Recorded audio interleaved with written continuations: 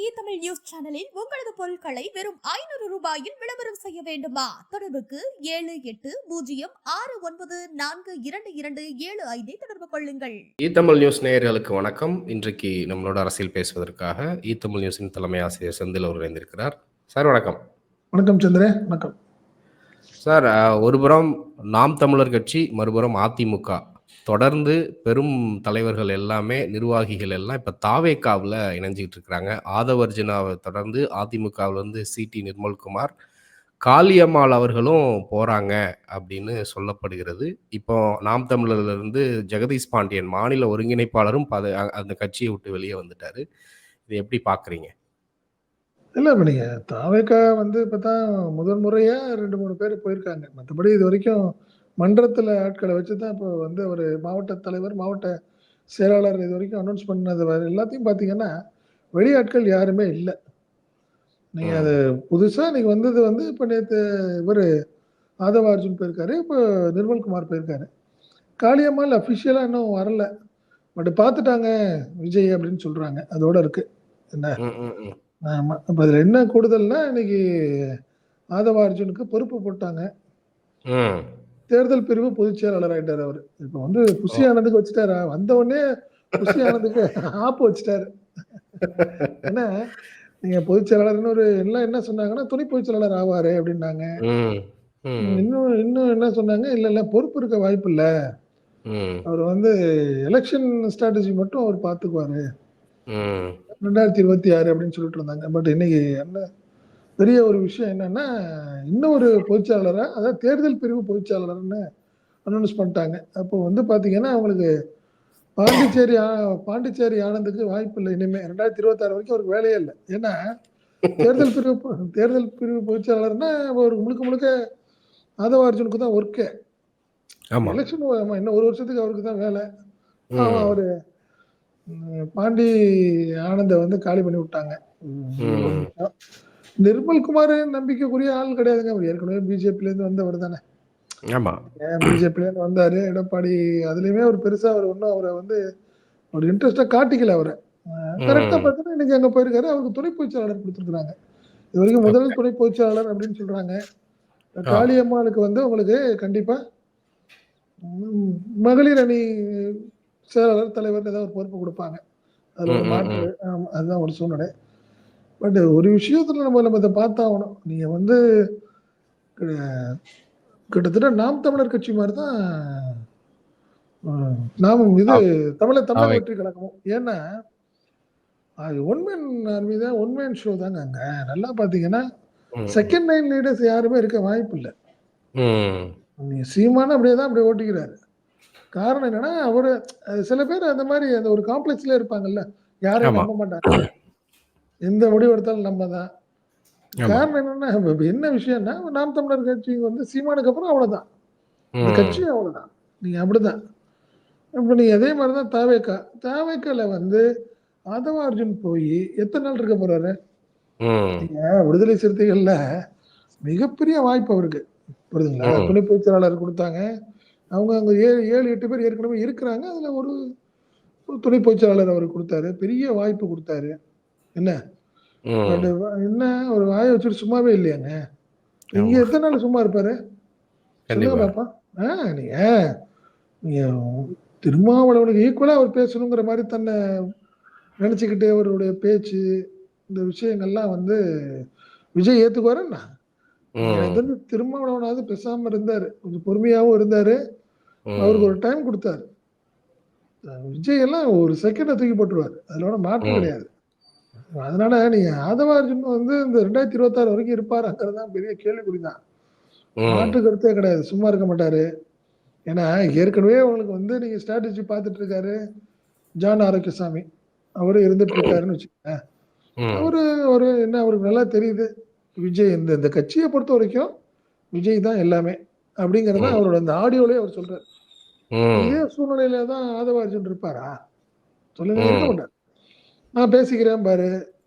கண்டிப்பா இந்த ஆடியோ என்ன ஒரு அதிகபட்சம் ஒரு மாசத்துக்குள்ள வந்துடும் பாருங்க ஆதவ அர்ஜுன் ஆடியோ. நான் பாத்துக்கிறேன், தலைவட்ட பாத்துக்கிறேன், போயிட்டேன் வந்துட்டேன்னு பேசி. அதனால ஆதவ அர்ஜுன் வந்ததுனால ஒரு பெரிய பிளஸ்ஸா அப்படின்னு பாத்தீங்கன்னா, இதை வந்து நீங்க அடுத்த ஜனவரியில நம்ம பேசணும். உண்மையிலேயே ஆதவ அர்ஜுன் வந்ததுனால பிளஸ்ஸா ம். மைனஸான்னு. பட் ஏதோ ஒரு விஷயத்துல போய் விஜயை பார்த்து பேசி கிட்டத்தட்ட பார்த்தீங்கன்னா பூத் கமிட்டி இதெல்லாம் பண்ணா நல்லா இருக்குங்கிற மாதிரி அவர் ஏற்கனவே ஒரு விடுதலை சிறுத்தைகளுக்கு பண்ணி வச்சிருந்தாருல. ம், ம், அதே ம். மாதிரி ஒரு பெரிய பெரிய புக்லெட் எடுத்து கொண்டு போய் விஜயை பார்த்து பேசி சொல்லிட்டு வந்திருக்கிறார். ம். அதை இம்ப்ரெஸ் பண்ணியிருக்காரு. அது விஜய்க்கு பிடிச்சி போயிருக்கு. பரவாயில்ல. என்ன காரணம்னா இந்த படத்தை முடிக்க போறாரு விஜய். ம். ஜனநாயகன் ஜனநாயகன். படம் வந்து ஆமா ம். முடியுது. மார்ச் லாஸ்ட்ல முடிச்சதுக்கு அப்புறம் ஃபுல் டைம் அவரு பொலிட்டிக்கலா இறங்க போறாரு. ஸோ அதனால ம். ஆதவ அர்ஜுன் சொன்ன சில விஷயங்கள்லாம் அவருக்கு பிடிச்சிருக்கும். ஸோ அதனால ம். அவர் ஓகேன்னு இருக்காரு. பார்ப்போம் என்ன பண்ண போறாங்கன்னு பார்ப்போமே. கண்டிப்பா சார். இப்ப அதிமுகவுக்கு தான் ஆதவர்ஜுனா போக வேண்டியதா இருந்தது. அதே மாரி காளியம்மாளும் அதிமுகல சேருவதற்கு பேரம் நடந்துட்டு இருக்குன்னு செய்திகள் வந்துச்சு. சிடிஆர் நிர்மல்குமார் அங்க தான் இருந்தவரு. இப்ப அதிமுக கூடாரம் காலியாகுது. அதிமுக வலுவிழக்கிறது. அவ்வளதான். இப்ப 2ஆம் இடத்தை நோக்கி விஜய் நகர்ந்து கொண்டிருக்கிறார் அப்படிங்கிற பேச்சு வர ஆரம்பிக்குது. ஏன்னா, அடிக்கடி இப்ப விஜய் தான் ஹெட்லைன்ல இருக்கிறாரு. எடப்பாடி ஹெட்லைன்லயே காணோம். இந்த வாதத்த எப்படி பார்க்குறீங்க? உண்மைதான். நீங்க சொன்ன மாதிரி 100% உண்மைதான். அதுல ஒண்ணும் மாற்று கருத்து கிடையாது. அதாவது எப்போ வந்து திருப்பி மீண்டும் பிஜேபி அப்படிங்கிற ஒரு பேச்சு அதிமுகல வந்ததுக்கு அப்புறமே ஒரு ஏற்கனவே வீக்கா இருக்கிற அதிமுகவுக்கு இன்னும் கொஞ்சம் ஒரு வீக், அதாவது பலகீனப்பட ஆரம்பிக்குது திருப்பி ம். மீண்டும். ஏன்னா அடுத்த தேர்தல் வந்து கண்டிப்பா பாஜகவுடன் தான் அதிமுக அப்படிங்கிற ஒரு ம். சூழ்நிலை வந்துகிட்டு இருக்கு. அது நெருங்க ம். ஆரம்பிக்கிறாங்க. இதுல வந்து ஏன்னா ஏற்கனவே வேண்டான்னு சொல்லிட்டு இருந்த ஒரு கூட்டம் வந்து அது ரசிக்கவே இல்லை. மீண்டும் ம். பிஜேபின்னா அவங்க யாரும் விரும்பல. ஸோ ம். அதனால நீங்க ஆட்டோமேட்டிக்கா தாவேக்காக்கு தாழ வேண்டிய, ஏன்னா திருப்பி திமுகவுக்கு போக முடியாது. ஏன்னா அவங்க ம். கடுமையான ஒரு விமர்சனம் பண்ணிட்டாங்க.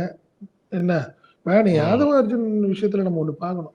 அவருடைய சிங்கிள் லைன் அஜெண்டா அவருக்கு என்னன்னா திமுகவை தோற்கடிக்கணும். அது மட்டும் நல்லா தெரியுது.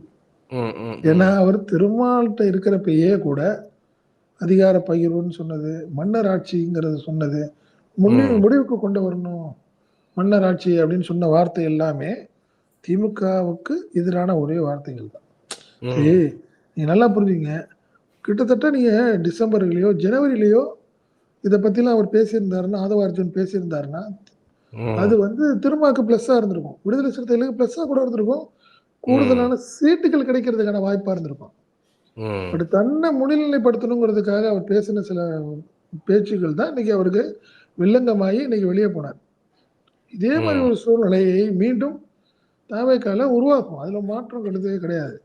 ம். காரணம், இப்ப நீங்க வந்து எல்லாத்துக்கும் மாற்றத்துக்கான ஒரு தேடுதல்ல உள்ள அரசியல்வாதிகள் எல்லாமே தமாகாவ தான் போறதுக்கான வாய்ப்பு இருக்கு. ஏன்னா திமுக ஸ்ட்ராங்கா இருக்குது.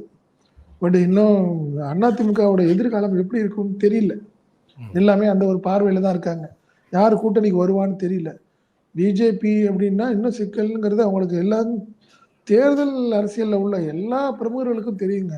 காரணம் ம். என்னன்னா, பாஜகவோட சேர்ந்தா சிறுபான்மை வாக்குகள் கண்டிப்பா கிடைக்காது. ம். அப்படிங்கிறது 100% கிடைக்கும். அப்படி பார்க்குறப்ப ஒவ்வொரு சட்டமன்ற தொகுதிகளையும் மைனஸ் தான் ஆகும். அதனால தலைவர்கள் எல்லாமே வேற ஒரு தேடுதலுக்கு போக தான் ஆகணும். நீங்க ம். திமுகவுக்கு போக முடியாது. அதனால நீங்க தாவேக்காவுக்கு போகும். அதனால தாவேக்கா தான் கொஞ்சம் பலமாகும். விஜய் தான் பலமாவாரு ஒழிய, நீங்க நாளுக்கு நாள் அதிமுக கொஞ்சம் மைனஸ் ஆகறதுக்கு தான் அதிக வாய்ப்பு அப்படின்னு தான் நான் நினைக்கிறேன். கண்டிப்பா சந்திரன். சார். 2026 மும்முனை போட்டி தான் அதிகபட்ச வாய்ப்புகள் இருக்கும் அப்படின்னு சொல்றாங்க. இப்ப பாமக வந்து யார் கூட போறாங்களோ, அத வச்சு ஓரளவுக்கு அந்த அணி வந்து ஓ வாக்குகள வாங்கலாம் அப்படின்னு சொல்றாங்க. இப்போ எடப்பாடி, பாமக, மற்ற கட்சிகள் அப்படி போனாலும், பாஜகவுக்கும், அதிமுகவுக்கும் வர வாய்ப்பில்ல. கட்சிக்குள்ளேயே பல பிரச்சனை இருக்குன்னு சொல்லப்படுது. இப்ப விஜய், அதிமுக, பாஜக, திமுக, திமுக கூட்டணிகள் அப்படிங்கிறப்ப, இந்த மும்முனை போட்டி வந்து என்னைக்குமே வந்து எதிர்க்கட்சிகளுக்கு வந்து பெருசா சாதகமா இருக்காது. ஆளுங்கட்சிக்கு தான் சாதகம்னு சொல்றாங்க. அது உண்மையாகுமா? 2026 தேர்தல்ல? இல்ல உண்மை. அதாவது 3 அணி போட்டி தான். அதுல ஒண்ணும் மாற்றம் கிடையாது. ஏன்னா, நீ விடுதலை சிறுத்தைகள பொறுத்தவரைக்கும் பாமக இருக்கிற அணியில இருக்க முடியாது. அதே மாரி ம். பாமகக்கும் இதே ஒரு ஃபார்முலா தான். என்ன? இப்ப பாமக இருக்கிறது பாஜகவோட இருக்கு. ம். அதிமுகவோட போகுமா அப்படின்னு தெரியல. ம். என்ன மாரி, ஏன்னா பிஜேபி, அதிமுகன்னா அவங்களுக்கு ஒரு மைனஸ் தானே. திருப்பி அவங்க என்ன நினைக்கிறாரு, நீங்க ம். ராமதாஸுக்கும் அன்புமணிக்கும் பிரச்சனையே அதுதானே. ம். தேசிய கட்சிகளோட கூட்டணிங்கிறது நம்ம தமிழகத்துல அரசியலுக்கு சரியா இருக்காது அப்படிங்கிறது தான் ராமதாஸுடைய ஸ்டாண்டு. ம். பட் பெரிய முற்போக்கு சிந்தனையா நினைக்கிற அன்புமணி என்ன நினைக்கிறாரு, இல்ல மோடியை வச்சு நம்ம நாளைக்கு பிரச்சாரம் பண்ணா நம்மளுக்கு நல்லதா இருக்கும், பெரிய பிளஸ்ஸா ம். இருக்கும்னு அவர் நினைச்சாரு. பட் ஒன்றும் பெரிய ம். பிளஸ்ஸா இல்லையே. காரணம் என்னன்னா, நீங்க வந்து தர்மபுரியில கூட உங்களுக்கு தோல்வியை தானே தழுவுற மாதிரி ஆயிடுச்சு, சூழ்நிலை வந்துருச்சு. ம். அதனால உங்களுக்கு 3 அணி கண்டிப்பா மும்முனை போட்டி தான். அதுல ஒண்ணும் மாற்றம் இல்ல. திமுக கூட்டணி, அதிமுக கூட்டணி, ம். விஜய் தலைமையிலான ஒரு கூட்டணி. அப்படிதான். அதுல மாற்று கருத்துமே கிடையாது. கண்டிப்பா சார். இப்போ திமுக கூட்டணி கட்சிகள் இதுல யாராவது ஆ தாவேகாவோட பயணிக்கிறதுக்கு வாய்ப்பு இருக்கு. ஏன்னா, செல்வ பெருந்தகை வந்து லைட்டா ஒரு ஹிண்ட் குடுத்தாரு சமீபத்தில. விஜய் வந்து இந்தியா கூட்டணிக்கு வரணும் அப்படிங்கிற மாரி சொன்னாரு. இதற்கு முன்பு விசிகாவுல ஆதவ அர்ஜுனா இருக்கிறப்ப, ஒரு விசிகா வந்து விஜயோட போயிருவாங்க. ஏன்னா, திமுக தலைமைக்கும் இதுக்கும் பல இந்த வேங்கை வயல் போன்ற விவகாரங்கள் முதற்கொண்டு ஒரு பிணக்கு இருக்கு அப்படிங்கிற மாரி சொல்லப்பட்டது. அப்படி ஏதேனும் வாய்ப்பு இருக்கா? திமுக கூட்டணியில் இருக்கக்கூடிய கட்சிகள் தாவேகாவுக்கு கூட போறதுக்கு வாய்ப்புகள் இருக்கா? எல்லாமே வந்து ஒரு கேசியமான தகவல்கள் தான் பாத்தீங்களா. நீங்க நல்லா பாட்னால போய் பிரசாந்த் கிஷோர இவர் யாதவ அர்ஜுன் பார்த்து பேசுறாரு. இத்தனையும் ம். அதிமுகல சேர போறாருங்கிற ஒரு சூழ்நிலையில போய் பாக்குறாரு. ம். என்ன சொன்னாரு பிரசாந்த் கிஷோர் அப்படிங்கிறது தான் ஒரு பெரிய கேள்விக்குறி. ம். பிரசாந்த் கிஷோரை பொறுத்த வரைக்கும் ஒரு விஷயம், எப்போ அதாவது வெற்றி கூட்டணியில தான் அவர் வந்து இருப்பார். யாரு? ம். பிரசாந்த் கிஷோர். பிரசாந்த். என்ன? ஆனா இந்த முறை அவருக்கு ஒரு பிடிச்சும் பிடிக்காம ஒரு அதிமுகவோட கையெழுத்து போட வேண்டிய கட்டாயத்துல இருக்கார். காரணம்னா ம். திமுக வந்து அவரை இந்த முறை பேசல. காரணம் அவர் ம். ஒரு தனி கட்சி ஆரம்பிச்சிட்டாரு. அதனால ம். வேண்டாம் அப்படின்னு ஒரு முடிவு பண்ணி அவங்க வேற ஆள்கிட்ட பேசிட்டு இருக்கிறாங்க ஓகே. திமுக. ஆமா. ம். சோ அதனால என்ன நினைக்கிறாரு, இது சம்பந்தமா 2 பேரும் உட்கார்ந்து பேசுனது இல்ல. ம். அதிமுக வீக்கா இருக்கு. இதுல ம். ஏன் நீ போய் சேர்ற? அதுல உனக்கு ம். என்ன பிளஸ்ஸா இருக்கும்? 2வது அதிமுகல 2ஆம் கட்ட தலைவர்கள்னு ஒரு 20 பேர் இருக்கான். அத மீறி ம். உன்னால எதுவுமே பண்ண முடியாது. 2வது எடப்பாடி பையன். இப்படி ஒரு ம். சூழ்நிலையில நீ ஜாயின் பண்றதுல எந்த பிளஸும் உனக்கு கிடைக்க போறதில்ல. அதனால புதுசா வளர்ற தாவேக்காக்கு போனீன்னா உனக்கு பிளஸ்ஸா இருக்கும். உனக்கு எதிர்காலம் நீ எம்பி ஆகணும், எம்எல்ஏ ஆகணும்னு ஆசைப்பட்டீன்னா, ம். அதுக்கு கூட ஒரு வாய்ப்பு இருக்கலாமே ஒழிய, அதிமுகவோட சூழ்நிலை சரியா இல்லன்னு சொல்லி பிரசாந்த் கிஷோர் சொல்லி தான் இப்ப போய் தாவேக்காக்கு அவர் போறார். யாரு? ஆதவ அர்ஜுன். ஆதவர்ஜுன். ஆதவ யா. அர்ஜுன். அதனால நீங்க அப்ப அதிமுகவோட நல்லா இன்னும் ஒரு விஷயம் நல்லா புரிஞ்சுங்க. ஒரு கட்சிய ஆரம்பிச்ச விஜய், எடப்பாடி பழனிசாமி முதல்வர் ஆவறதுக்கு அவரு கட்சி ஆரம்பிச்சாரா? ம். ம். ம். ஒரு பிரச்சாரத்துல எடப்பாடி பழனிசாமிக்கு முதல்வராக்க வாக்களியுங்கள் அவர் போய் கேட்க முடியுமா? எப்படி பண்ண முடியாது. முடியும்? வாய்ப்பே கிடையாது. அதுல நீங்க துணை முதல்வர் குடுத்தா கூட, நீங்க முதல்வருக்கு தானே நீங்க வாக்கு கேட்கணும். கண்டிப்பா. எடப்பாடி தலைமையிலான அதிமுக ஆட்சி அமைய வாக்களியுங்கள் அப்படின்னு தானே கேட்கணும். அது செய்ய முடியாது. சாத்தியமே இல்ல. அதனால அதிமுக தனி அணி, விஜய் ஒரு தனி அணி, திமுக ஒரு தனி அணி. அதுல ம். மாற்று கருத்தே கிடையாது. மும்முனை போட்டி தான். இது வந்து திமுகவுக்கு மீண்டும் பிளஸ். ம். 200 பிளஸ்ன்னு சொல்றது, இத கணக்கு கொண்டு தான் முதல்வர் சொல்றாருன்னு நான் நினைக்கிறேன். கண்டிப்பா சார். ஸோ இப்போ 2026 தேர்தலுக்குன்னு பார்த்தா, இன்னும் ஒரு 1 வருஷம், ஒரு 2 மாதங்கள் இருக்கு அப்படிங்கிறத பார்க்குறோம். திமுக வந்து அதற்கான தேர்தல் வேலைகளுக்கெல்லாம் ஆயத்தமாக தொடங்கிட்டாங்க. இன்றைக்கு இருக்கக்கூடிய காலகட்டத்தில மக்கள் மத்தியில எந்த மாரி இருக்கலாம் அப்படின்னு நினைக்கிறீங்க? ஆட்சிக்கு எதிராக தொடர்ந்து பல விஷயங்கள்ல வந்து சின்ன சின்ன விஷயங்கள் நடந்துகிட்டு இருக்கு. அந்த ஆன்டி இன்குமென்சி ஃபேக்டர் அப்படிங்கிறத பில்ட் பண்ண ட்ரை பண்றாங்க எதிர்க்கட்சிகள். ஆனா, அது வேற ஒரு விஷயங்கள்ல ப்ரோ இன்கும்பன்சில முதல்வர் அவர்களும் ஸ்கோர் பண்ணிடுறாருன்னு அரசியல் திறனாய்வாளர்கள்லாம் சொல்றாங்க. அந்த கருத்து அது எப்படி பார்க்குறீங்க? இல்ல கண்டிப்பா இது பெரிய சவால் தான். அதுல ஒண்ணும் மாற்றம் காரணம் என்ன, நீங்க பிஜேபி அதாவது திமுகவுக்கு எதிரான அணி அது 2வது அணியோ, 3 அணியோ அத விட்டுருங்க. அந்த 3 அணியுமே சோசியல் மீடியால ரொம்ப ஸ்ட்ராங்கா இருக்காங்க. ம். பிஜேபி, நீங்க தமாகாவும் அதே மாரியே நல்ல ஒரு ஸ்ட்ராங்கா இருக்கு. ஏடிஎம்கேக்கும் ஒண்ணும் சலிப்பா இல்ல சலிஞ்சவங்க கிடையாது. அவங்களுக்கும் கொஞ்சம் ஸ்ட்ராங்கா இருந்துச்சு. சோசியல் மீடியா விஷயத்துல திமுக ரொம்ப ஜாக்கிரதையா இருக்கணும். அதுல ஒண்ணும் மாற்றம் இல்ல. அவங்களுக்கு ஏற்கனவே ஒரு கட்டமைப்பு இருக்கு. பெண் டீம் இருக்காங்க அவங்களுக்கு. ஒர்க் பண்ணிட்டு இருக்கிறாங்க. அதுல மாற்று கருத்து இல்லன்னு வச்சுக்கோங்களேன். திமுகவும் பெரிய லெவல்ல அவங்களும் ஒர்க் பண்ண ஆரம்பிச்சிட்டாங்க. நீங்க மத்தவங்க எல்லாத்தோட கம்பேர் பண்றப்போ, திமுக ரொம்ப வேகமா வேலை பார்க்க ஆரம்பிச்சிருச்சு. அடிப்படையா நீங்க பூத் கமிட்டி மீட்டிங்கு, அவங்க ஒவ்வொரு 3 மீட்டிங் முடிச்சுட்டாங்க அவங்க. அதே மாரி ஐடி விங் ஒவ்வொரு மாவட்டத்திலும் நடந்திருக்கு, பண்ணிட்டு இருக்கிறாங்க. என்ன, நீங்க சிஎம் ஒவ்வொரு மாவட்டத்துக்கும் இப்போ அவர் கிட்டத்தட்ட போக ஆரம்பிச்சுட்டாரு. நீங்க ரோட் ஷோ பண்றாரு. திமுக ஸ்ட்ராங் பண்ண ஆரம்பிக்குது.